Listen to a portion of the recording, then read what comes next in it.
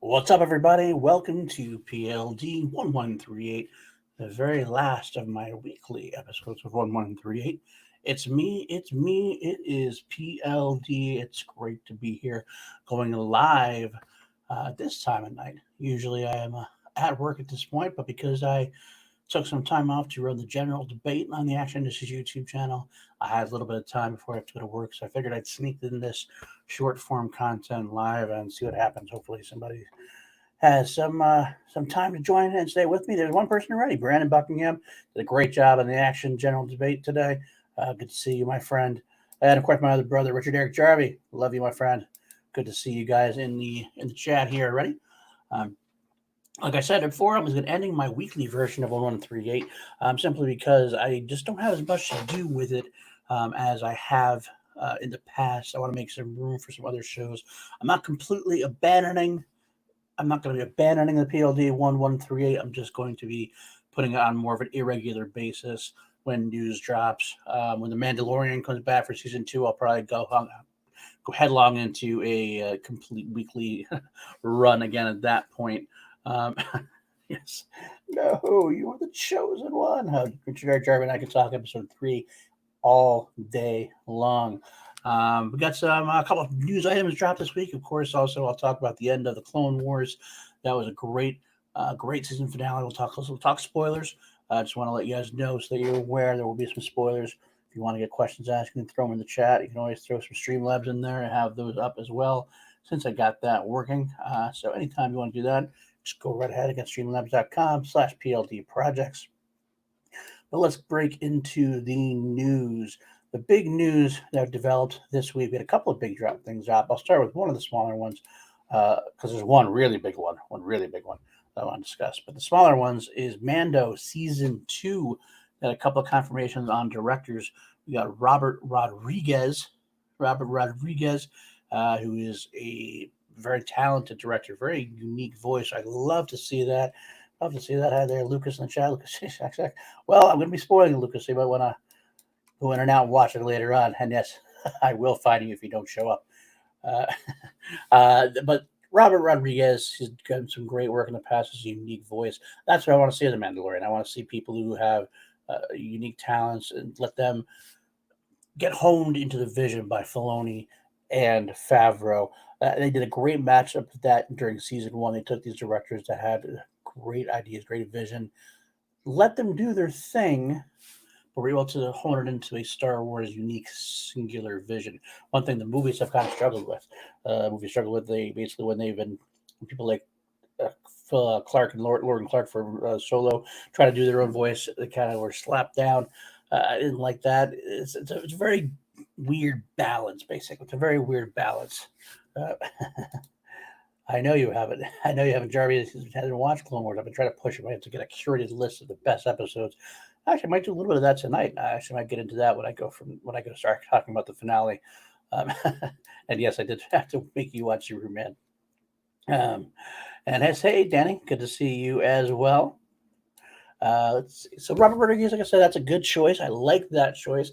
The second director that was confirmed to be on season two is Peyton Reed of the Ant-Man films.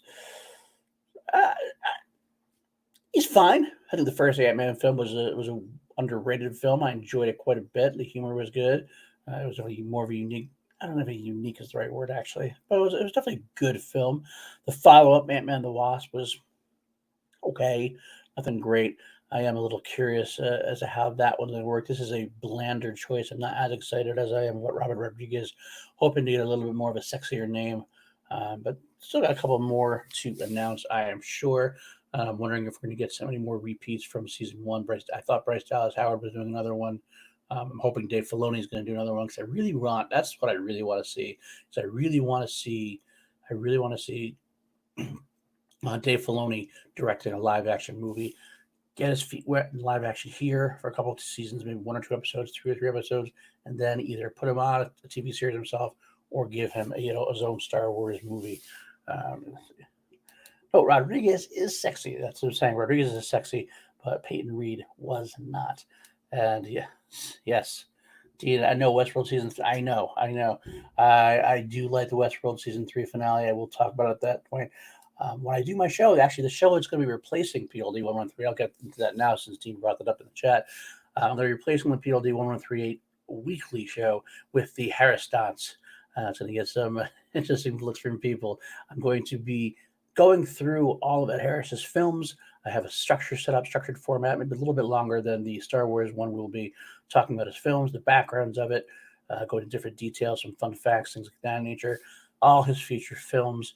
Of course, that does not include Westworld, but after I'm done with the films, if I'm still going, I still want to go through, I might do a Westworld crawl through as well as part of the Harris Dots. That was good.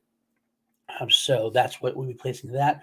That'll be my more weekly show when Star Wars goes down to a less than a weekly run. And yes, I noticed in here, yes, from the chat earlier, Oscar Rio, does Star Wars has mayo? That is a good question.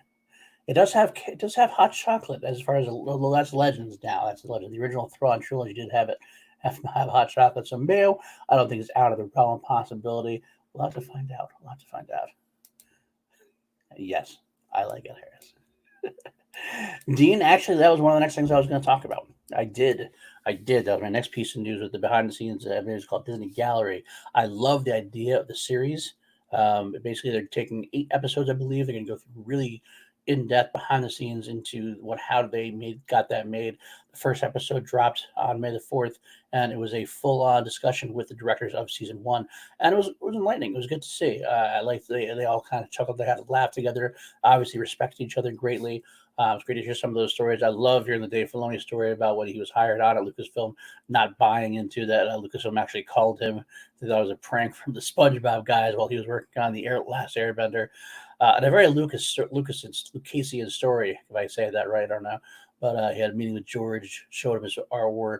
George told him a few things. He had no idea when he left what was going on. And 2 seconds later, his assistant came out and said, George liked you. He got the job. Very perfect. And they started a great relationship there. Speaking of that, another bit of, before I go away from that too much, there was a Star Wars show that's now monthly on StarWars.com. Had a great little show of Filoni and George Lucas talking together, which was a roundtable audience discussion with members of Lucasfilm. They decided to put it on public. It was nice little seeing. It's always nice seeing George and Dave together. They have such a great respect for each other. Dave is really his right hand man, his main Padawan, so to speak. I love watching that. It's a lot of fun. It was a lot of fun, a lot of in-depth stuff on there. As far as the other directors go, the roundtable, I did like seeing them too. Bryce Dallas Howard had some good stories. Deborah Chow. It was a good overall experience. I'm kind of curious to see how much 7 more episodes what they're going to do. I'm sure there's one of them's going to be involving the actors.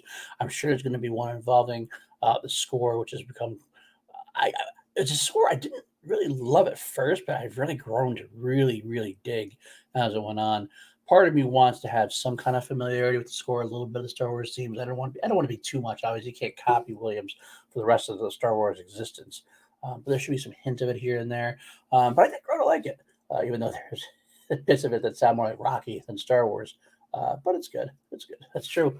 Yeah, and that's what I said. They had calf. They had calf as coffee. They had the hot chocolate and the Thrawn books, Thrawn 2K5. So they probably had mayo. And Dean Morgan, that's a great thought too. That's my hope. That's my hope that Dave Filoni will directing a Star Wars movie, probably an independent one, exactly one of the not independent one, a lower budget, not a trilogy or anything like that. It's an offshoot, possibly. I'm kind of hoping that eventually Filoni and Favreau take over the creative side of Star Wars.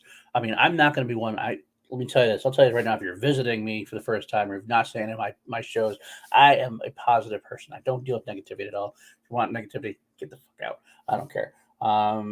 You can not like something, but you can just say it respectfully. I'm not going to slander anybody.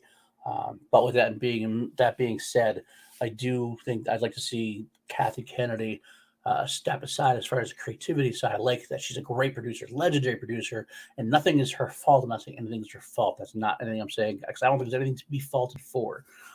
Kathy Kennedy's a legend, but I would love to see Dave Filoni and Jon Favreau head up a creative side, kind of be like the Kevin Feige of the Star Wars universe, someone who really is in depth with the lore as they are. I think that would be really helpful to the franchise going forward.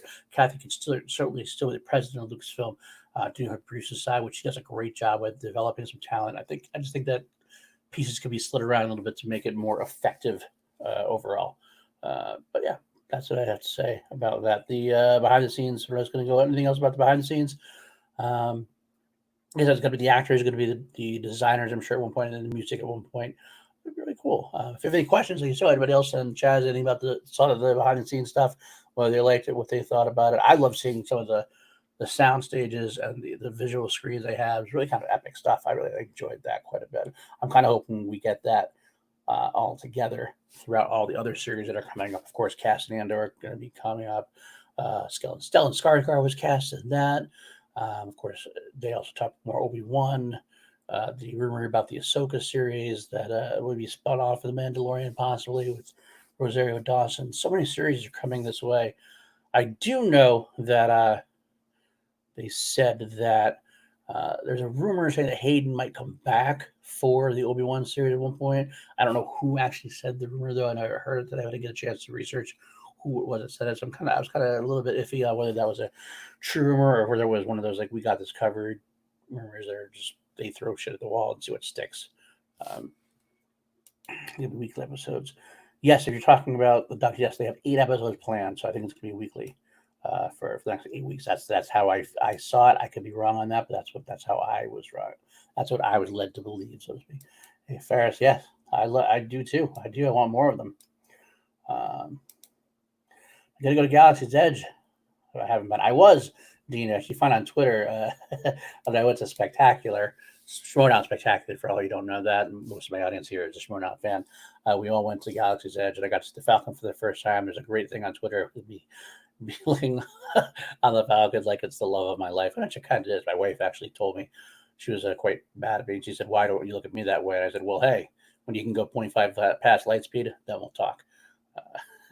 But either way, I did go. I did want to go. I was supposed to go to Disney World in April. My wife was supposed to be doing a marathon there, 10K, some kind of run on Star Wars weekend. I was going to visit Galaxy's Edge of that as well.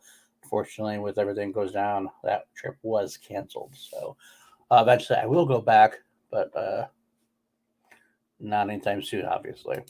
Yes, bring back Hayden as a treasure. I agree. I want to see Hayden. I think Hayden is a much better actor than he's ever given credit for.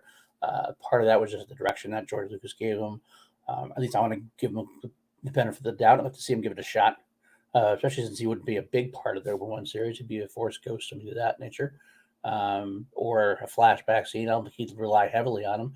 But it'd be nice to see him get greater closure. I always said at one point that in my reviews of The Rise of Skywalker that I thought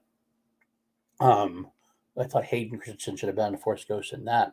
I almost wanted to see, instead of Harrison Ford coming back, having Kylo Ren or having Ben Solo see Anakin and have Anakin say something to the effect of, you've followed in my footsteps all your life. Remember, my footsteps led back to the light. Something like that could have been kind of a cool way to bring the prequels and the sequels all together. But we didn't get it. To get his voice at least during all the Jedi talking to Rey at the end. That's what it was. Okay, so that's what I mentioned. We got this covered. Yeah, if that's the rumor, then I don't believe the rumor for a second at this point until I hear it from somebody much more valid than that. I can't believe anything that they say. So that's unfortunate. I wish we did have Anakin at that point. Well, yes, yeah, and yes, Thrawn. I know Anakin is. I get that. I get that aspect. I just don't think they're gonna have. I think when they said Anakin, I don't think they'd bring Anakin in as Vader per se. I think they'd bring him in as. Yeah, it wouldn't be a Force Ghost, though. You're right. You're right. I did say Force Ghost, didn't I? That was dumb of me. You're right. But I was thinking more of the lines of maybe he'd be in the flashback or something. Force Ghost would have been Rise of Skywalker. It's a little late in the morning. I'm sorry. I'm tired. That was really dumb. Let's see. I watched Rise of Skywalker and Disney Plus. I get a chance to watch it. I watched it on the 4th for a little bit. Haven't had a lot of chance on Star Wars recently as much as I'd like to, because I've been doing other stuff for other shows. Like Derek Jarvie knows, we're doing Class Action, show on the Action Industries YouTube channel on Sunday with Mark Riley, and we're ranking the live action Superman franchise. I've been actually watching a little more Superman this week. That should be fun, though. Yes, and I agree. Yeah, absolutely should have had it. But let me see. Anything else about the Mandalorian behind the scenes?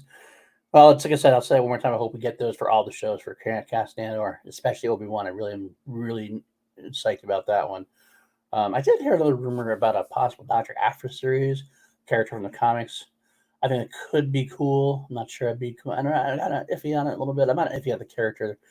I like the character at first. I actually love the character itself, but her story's kind of gotten old in the comics. I don't know if she can sustain the interest for me. We'll have to see how that would go. But yeah, so there you go with that. Dean? Yeah, that would be great. That would be good to see like them together. They're always good there.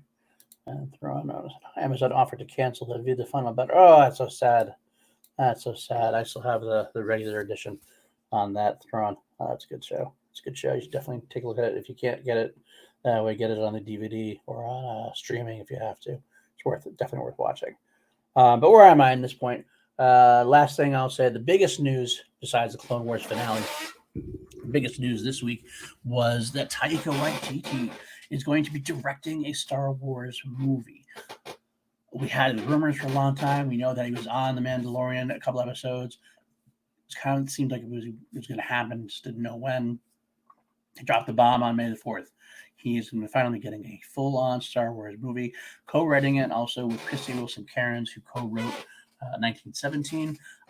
I love this news. I will say my love for Taika Waititi has grown over the years. I remember when I saw what We Do in the Shadows. I didn't love it when I first saw it. But I kind of want to give it another shot because I think I was just in a bad state of mind or something when I watched it. I don't know if I was ready for it. I think he's definitely an acquired taste. The more you see him, the more you get him. I do know that Thor Ragnarok is probably my favorite in the MCU. So I knew that. I know I love Jojo Rabbit. So he's definitely one of those people I talked about, a singular, unique voice. So if Disney will get out of his way and let him be him, I think he can work magic. I do. I think he can work magic. He's worked before Mandalorian. That's exactly what he did. So hopefully that'll just kind of keep the ball rolling. I'm interested to see where it's going to be, what it's going to be. Knowing him, it's not going to be anything that's ever been mentioned before. It'd probably be something off the beaten path. Something maybe long, maybe, I don't know, far in the past, or it's going to be something quirky, like some kind of underworld type show that has nothing to do with anything really. I can see either way happening, but either way, it's definitely impressive. It's definitely fun. We'll have to see how that goes. I want a George Lucas director movie. Yeah, he's not going to do that. He's not going to do that anymore. I don't think he will. I wouldn't mind seeing him. What the hell, honestly? So even if it's the shittiest movie ever, I mean, I'd give it a shot. It's the guy's legendary. If you want to do it, he can step up today and tomorrow and do one as far as I'm concerned. I don't care. Let him do it. Let me see what else we got. Skeptical Me just files that announcement away with the Rian Johnson Game of Thrones dude's announcement. Was it Taika Waititi one? I don't think it is the same. I think this one seemed a lot more solid. I don't know why. I get what you're saying. I think about it. I get what you're saying. We did have the Kevin Feige talk. We did have the other announcements, but this seems much more solid to me. But we'll find out, I guess. But I think the way it sounded, like they had the script, they had the co-writing in place with Kirsty Wilson-Cairns. I think this is solid. So for some reason, I'm banking more on this than the other ones. I believe Rian Johnson is still working on a trilogy. Will it ever happen? I don't know. I think he's still working on it, though. Last he was working on it. I think he's just got to they got to get a little further away from Last Jedi because it was so divisive. But there is that. See what else we got. T. Morgan. I was a bit nervous about hearing the 1917 writer since there isn't much screenplay. I'd take a co-writing with her. It makes me happy. Yeah, I agree. 1917 still had a lot of interesting things written down that not necessarily dialogue. It was still a good screenplay as far as how it was set up. The shots were set up. I don't know how much of that was screenplay, how much of that was directing, obviously, but it doesn't hurt that she was involved in that. So let's see. Do you want better? I want a Lucas written movie but directed by someone he approved. That's not a bad thing either. I agree with that. George is actually a great director, but not a great acting director. He's a great visual person, great editor. He knows how to do his shots. He knows what he wants to see. It's more about getting the actors to say the words properly, to emote properly. That is it to me. So I don't know. You can see how. I think if something could work out, he could make something good. Is that all we got for that? The movies? Well, yeah. So that's just real quick. Let's go recap. We got supposedly out there now. We have Kevin Feige is making one. We got Taika Waititi is making one. Rian Johnson's still making his trilogy. Supposedly, Dan and Dave ones are definitely gone. So I'll have to find out. The last thing you know, we have 3 of them set up to go. Was it 2022, 2024, 2026? I believe it was. It was every couple of years. They're just letting this go, and there's going to be a new trilogy. So I don't know. I'll have to see how that works out. Maybe they're just going to do anthology type pieces, or just a bunch of instead of doing a trilogy, they'll just have like the Kevin Feige do, or maybe Taika Waititi will do one, then Kevin Feige will do one. I'll have to see where it goes. What would you guys want to see as far as Taika Waititi goes? What would you like to see? What kind of storyline would you like to see Taika Waititi tackle? Or Kevin Feige, for that matter, while we're talking about it. Any specific thoughts with that? I mean, there could be a bunch of different ways. I mean, you can go old school, old Knights of the Old Republic. You can go. I mean, it's another interesting point. As I mentioned, Old Republic, the publishing the books, comics, and things. They're setting up a venture soon called the High Republic, which is pre Phantom Menace during that time, younger couple, I think it's like 400 years before, I want to say. So it's interesting that they're doing this, and I wonder if this is going to make a soft sell if they decide to make something in that era, and if it sells well, gets to be popular, they go, okay, let's make movies from it. And if it doesn't sell well, we're going to avoid that and go do something else movie-wise. I don't know what to say. Richard Jarvie, the thing I'm expecting most is still the Rian Johnson project. I'm so afraid they'll scrap it. I do want to see his story and vision as a whole, not just one movie that needs to fit. That I agree with that. Rian Johnson is a very, very extremely talented director and writer. I think I always said The Last Jedi was a great movie, not necessarily a great Star Wars saga movie, a Skywalker saga movie per se. But I would love to see Rian Johnson get a full-on trilogy, his own character's story, start to finish, to let him work it out and see what happens. That could be pretty cool. I'd love to see it happen. So I really do hope that they do get back to him eventually. He's got talent. Let him be. He also weathered the storm pretty well, as much as anyone really could. So let's see what else we got here before we start talking about Clone Wars. Throw on 2K5 again. How do we move forward in Star Wars post Episode 9 if none of these characters want to come back? Do they not want to come back? I know they've said that, but I think it's one of those things where you give it enough time, they'll come back. Harrison Ford didn't want to come back either. So how do you move forward? I mean, the only ones you could do without. The thing is also, honestly, the only one you really need back per se to make things work would be Rey. To be honest with you, everybody else. I mean, it would be nice if Finn came back, but you could do it without him. It would be nice to have Poe come back. But the way the story ended, it wasn't like as long as you have the droids, Chewie, and Rey, you could get away with it. So, matter of fact, it'd be interesting to try to do without any of them. Have it just be Chewie and the droids and some new people, maybe Rey as a kid or something. Depends on how far they go forward. So, I'm interested to see. Let's see. Gene Morgan, not sure where to take his interests are. I'll probably go for the direction that heads take him like with the MCU, do one for them and then do a movie for himself. That could be. It could be. It absolutely could be. Well, folks, it's about 1:24 in the morning. I got to go to work in a little while, about an hour or so. So let me dive into the Clone Wars now. So I'm going to get into some spoilers. Obviously, the biggest deal was the finale drop this week. This is a great, great finale. Great show. I do know that I've seen a lot of flack this year over the first 8 episodes of the 12 episode series. They're all complaints about the 2 arcs being filler, etc. And to that, I have to say, I think we hyped ourselves out a little bit too much about it. And here's why. Clone Wars, we had season 5. At the end of season 5, Ahsoka walked away, and they did season 6. They started season 6. Season 6 gets canceled in the middle of the production. They eventually get released on Netflix as the Lost Missions, like half the season, or whatever it was. Was it 10 episodes, I think? Off the top of my head, I can't remember if it was 10 or 12. Either way, there's only a handful of episodes released. They decided to develop the other ones through books, through movies. Not movies. Through books, through comics, things of that nature. They kind of said some of the arcs, the Dark Disciple arc, things like that. So with that being at that point, they had a couple of episodes that were kind of half done, and we actually got to see the Bad Batch arc in a unrendered format. It wasn't finished. It was all like the animation was very crude and everything else. And we did hear about some of the unfinished stories during like celebration talks. I remember Dave Filoni specifically talked about the Ahsoka arc. So we knew what these arcs were. So when they brought back and they announced season 7, or the Clone Wars is saved, basically we already knew that we had a half a season left. So basically this is almost not even a season 7. It's basically the second half of season 6, really. And that's always, so of course you're starting in the middle. This is where the filler type episodes are. I mean, the Bad Batch was a fun arc. It wasn't meant to be anything more. The Ahsoka arc was, I get why people don't like it, but it was kind of setting up. It had to set up a little bit of time that Ahsoka's away. Ahsoka walks away in season 5, and in season 5, you don't see her get into the Siege of Mandalore. Well, you don't get to see any kind of development. I actually think there should have been more episodes with Ahsoka to see a little bit of a slower development. Here they have 4 episodes with her.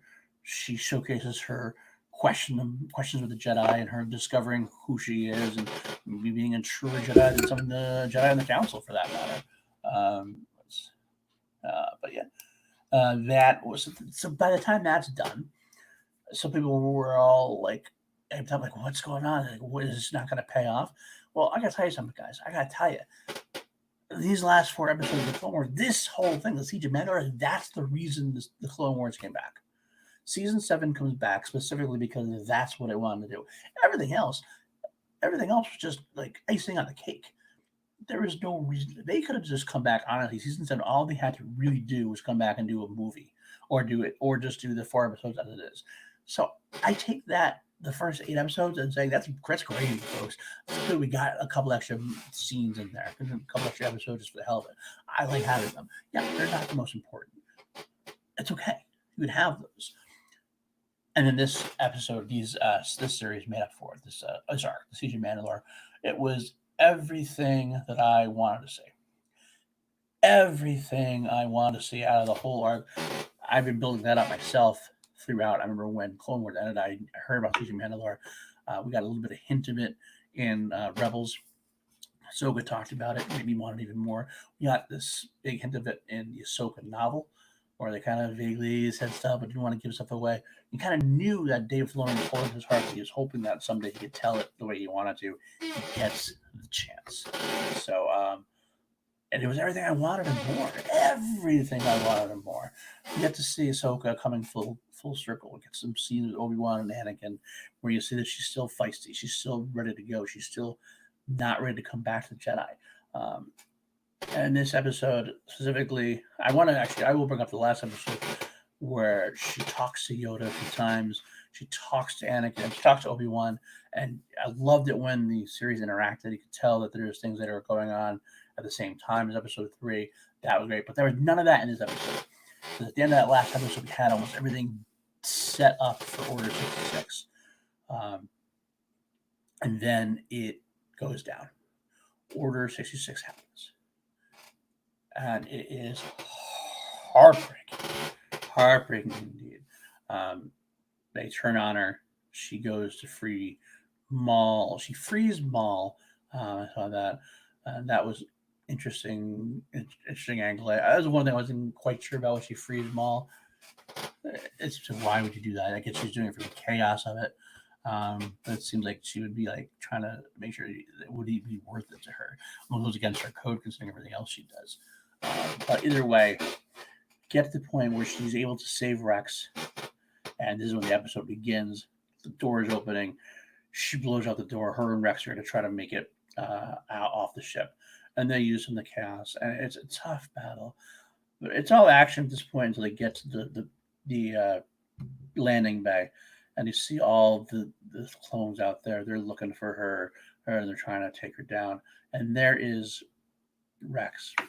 And it's one of the most heartbreaking moments in the whole episode, and probably one of the best episode too. They're in things together, and Rex gets very upset about it. He starts yelling at her, saying that those guys, his brothers are down there. They're not going to let him go. Whatever was that? That's my computer screwing that up. So we're going to get off that screen. It's touching. It's very touching. He's very upset about the clones are going to take her down, and they're not going to let them leave. But you sense this really rage underneath it. There's this great rage underneath it. Ahsoka senses it. She stops everything for a moment. She takes off his mask, his helmet, and there's the single tear there. And you realize how much this is hurting Rex. It's heartbreaking. It's about one thing. If the Clone Wars did anything, it humanized the clones and it made them so much important. Some people see them as fodder. Ahsoka didn't, and we don't as viewers now. That the tear in his eye just said so much. This guy was so proud. Clones were built for this, but they become so much more to us and to everybody else. But Ahsoka's tenderness was just as equally powerful. She says, "Oh, you know what? You're right, but I'm not going to be the one to kill them." And so good, so powerful. Yeah, exactly. I just said that yesterday. Exactly, that was one of the most powerful images in the show. It's great. Hey there, Shug. Good to see you. Thanks for coming on over after your show. It was great watching your show as well. Um, but moving on. Then after that, they come up with this plan. Clones are there. You know it's not going to work, but you kind of want to see how it's not going to work. And they have this great line there. Yes, thanks. Yes, I did. I did watch you as well, of course, Ferris. You know that. Of course, you slandered me over there too. So, and there he is. There's Justin. You're good looking at SOB yourself, my friend. Give you a full frontal hug. So the sequence there at the end, they're on the landing bay, they're holding it together, and Jesse's telling Rex, you're going to be demoted and you're going to be executed if you're not going to follow Order 66. And it's a great moment after Rex's big emotional scene with Ahsoka up in the upper bay. Just looks at her. I don't want to be a commander anyway. Oh, that was so great. It's a great moment to me. I love that sequence. All hell breaks loose. Firefights go. The droids are helping him out. And of course, Maul comes running through. You wanted this chaos, you got it. It's a great little action sequence there. There's this Ahsoka and Rex versus the clones. Ahsoka and Rex trying to take on Maul. Chaos is everywhere. But you realize that the ship's going down. This is not going to end well for anybody at this point. We already knew that. It's Order 66, right? So at the end of the day, Maul escapes despite Ahsoka trying to pull the ray without the lightning bolts. She lets the ship go. They have this great action sequence where Rex gets into a ship, and it reminded me of something. I can't remember what it was, but it reminded me of some show I saw when Ahsoka was like jumping from like debris to ship and debris. But they don't show the ending, which is fine. They don't show the ending of how exactly it goes down. And then we stop. And then we see the aftermath. Such a beautiful moment. They go through the ship, the slow wave of the ship. And there's Ahsoka standing there in front of this graveyard. This graveyard of trooper helmets. And it's so heartbreaking because these are all the clones. This is it. All the clones are done at this point. And we have Lexa and Rex. And yes, we know that we do get them later on. In Rebels, a few of them have survived. I'm back there, so we'll come back. That's the moment I was talking about with that. I don't have the actual tear moment. Let me get that. There it is. That's that image. That's the image I love. Oh, that's such a good one. Such a good one. Very touching. And the score. Oh, my God, the score. Kevin Kiner. What a legend. I know somebody, Christian Harloff, has been on Jedi Council singing his praises for years, wanting him to get a job. I was kind of like, okay, yeah, he's good. But I'm totally in. I'm totally all in on this guy now. His score was very Blade Runner-esque, but it worked so well for this episode that I can't even fathom how amazing it was. But it is a sad moment. You see Rex there. You see Ahsoka sitting there. It failed. It's just... I don't even know what to say about it. It made me tear up quite a bit. So we go away. Ahsoka drops her lightsaber and then she leaves. And then what do they do to follow up? Take a sad moment. They make it even worse. There he is, Vader. It's years later, a certain amount of time has passed. Vader comes. He walks down. He stands. He sees the helmet. He sees the lightsaber. He lifts up the lightsaber. And here's a man who's lost his wife in the worst way possible. He had a hand in that. He had done everything he had done was to save his wife. And now he's lost his apprentice, who he had never even had a chance to even say goodbye to in any which way, shape, or form. He sees the lightsaber. He thinks she's dead at this point. He sees all his clones dead. Does he regret at this point? I love the artwork. I love the artwork. Or the animation, you can actually see Vader's eyes, Anakin's eyes. The height of it is just at the right height where you get to look behind the black eyes. It's almost red. You see the pain in Anakin's eyes. So moving. And then He lights the saber, the blue lightsaber. And it's so weird seeing Vader with a blue lightsaber, but it's so touching because that's Anakin in a nutshell right there. Anakin going to the dark side, holding that blue lightsaber as he watches the bird flying overhead, the one that we know has come to represent Ahsoka, as we see later on in Rebels. And the shy landing as they walk away with just the clone trooper helmet and Vader's silhouette, and that's how you end a series. It's just how you end a series. It's so fucking sweet. So fucking sweet. Nothing more I can say about it, really. I loved this arc so much. It's easily my favorite arc of the entire Clone Wars, and I've been a big Clone Wars fan. But so if you haven't watched it yet, I'm sorry if you're being spoiled. I try to say it was spoiling, but you should definitely go back and watch this whole arc, especially. You can even skip the first 8 if you really want. Just watch this. Make sure you watch this. It's probably one of the best Star Wars we've had.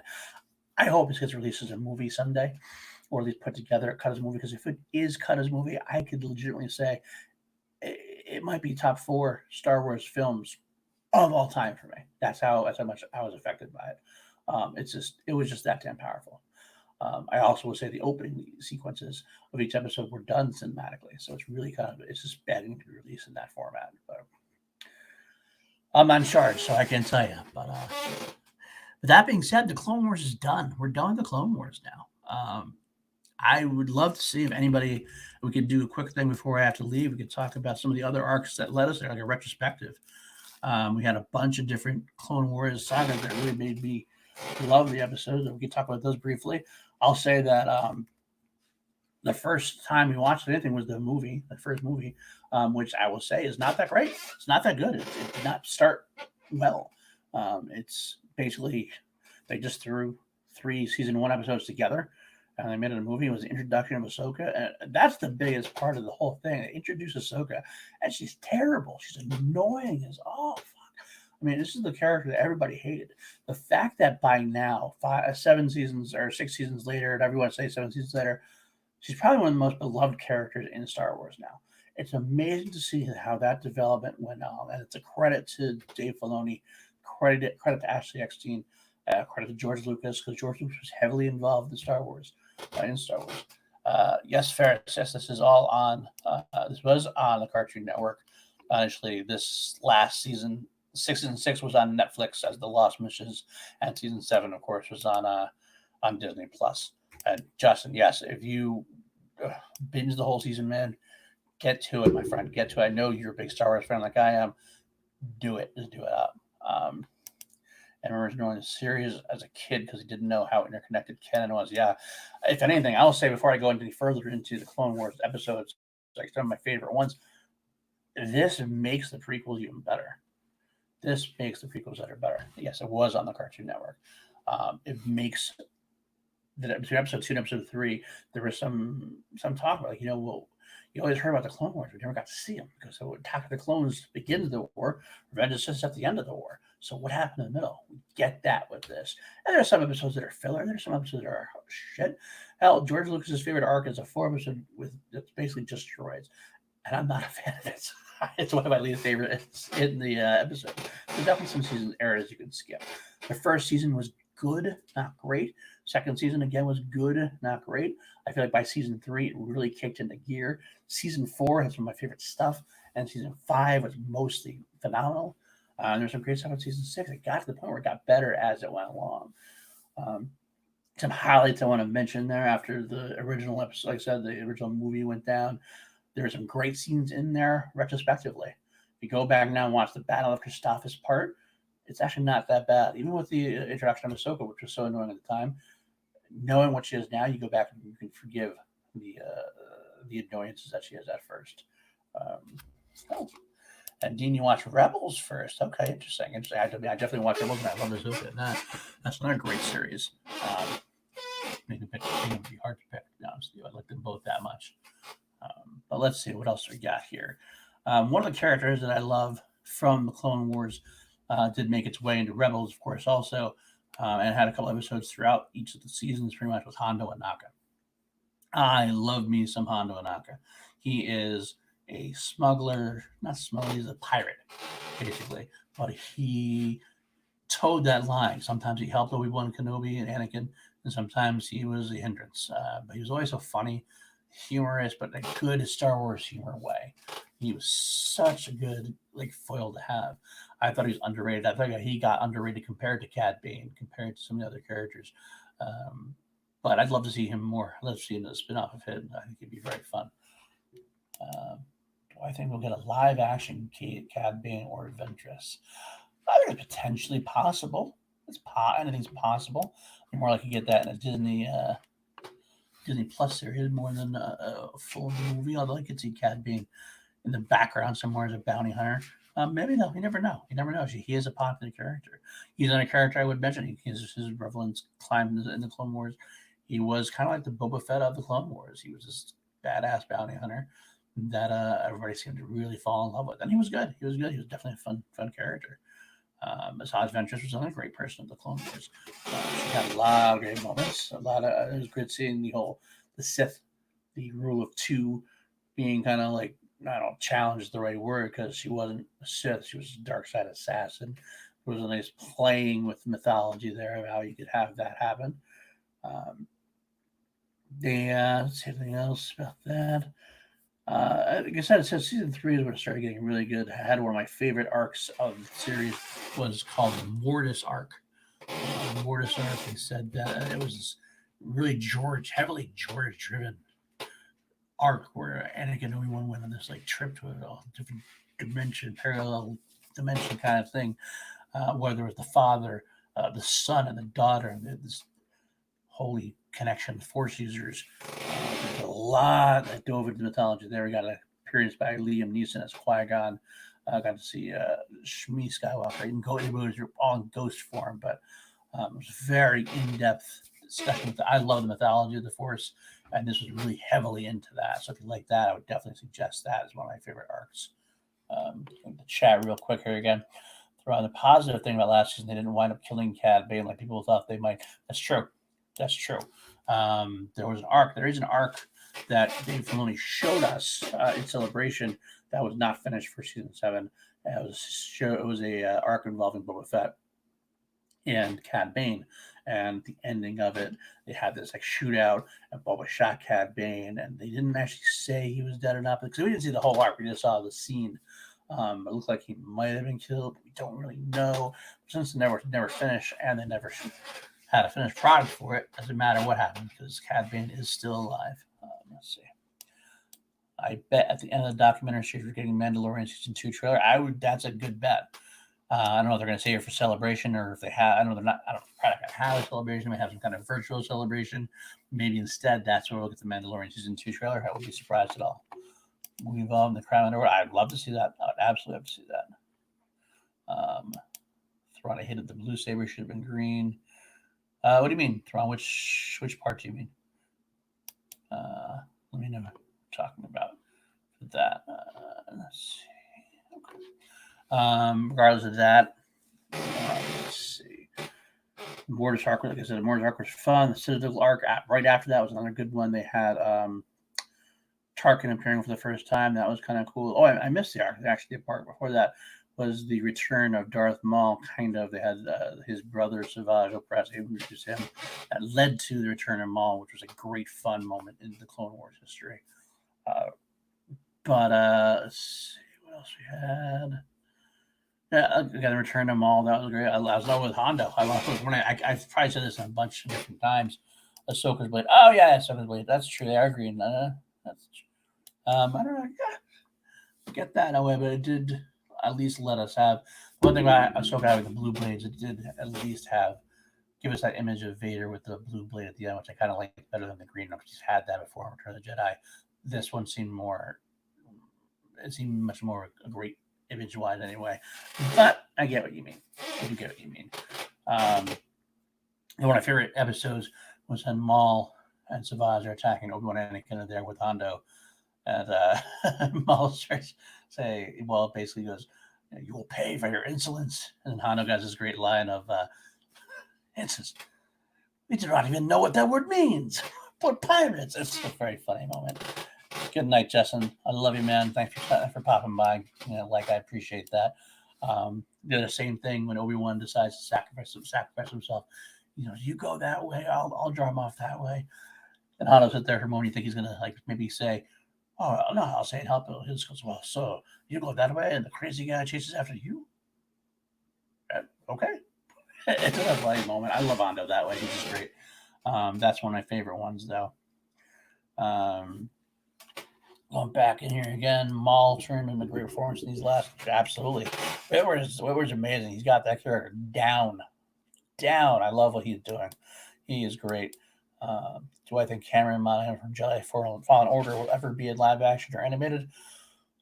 You mean his character or the actor? Because the actor, I guess it kind of makes sense. If the actor's going to be in live action, they would probably get him. He is an actor. But I don't know. I have to see. Sometimes like they tend to keep the game characters apart. At least that's how it previously was done. Never saw Starkiller really outside of the games, so I don't know. I have to see. Nothing out of the realm of possibility, of course. But let's see the rest of Clone Wars. Of course, one of the best arcs of all is Ahsoka walking away from the Order after being set up and the Jedi not believing her. It's got some good stuff in there. That sad moment at the end, and it's really showed it deepens Anakin's turn, and Anakin's losing tethers. He's losing ground with the Jedi Order, the Council. Padme and him are having some issues there, despite their intense love. Now he's losing Ahsoka as a Padawan. All the phrases are going to get picked away. It's pretty cool. So yeah, I don't know. That's one of my favorite arcs as well. Then of course during the Lost missions, the Yoda's journey. That again, I love that shit. Again, that's right on my alley. I love the Fork Valley stuff. Good to see Darth Bane for a heartbeat there, voiced by Mark Hamill, which is cool. Very unique. But yeah, so overall, I love the Clone Wars. Would love. I don't need to see any more now though, because I really just wanted to see that finish. I wanted to see that Siege of Mandalore, and it delivered. That's all that makes sense to me. That's all I needed. The other episodes that weren't finished that we showed, I can do without them now. I'm fine having a book format. They have a Darth Maul comic book, which has a 4-part arc that was in there. Those are fine. That's all great. But yeah. So we end the day with the Clone Wars being very good. And it's a perfect finale. So that being said, I'm going to head off soon. So if you have any last minute questions or you want to do any stream, I don't think anybody sent any stream lobs in. I don't expect it necessarily, but okay. So no, that's fine. If you have any questions, I'll ask them as well. And if you want to give them the chat. Otherwise, I'll got to head out and get ready for work. Any other Star Wars things, let me know. Yeah. Okay.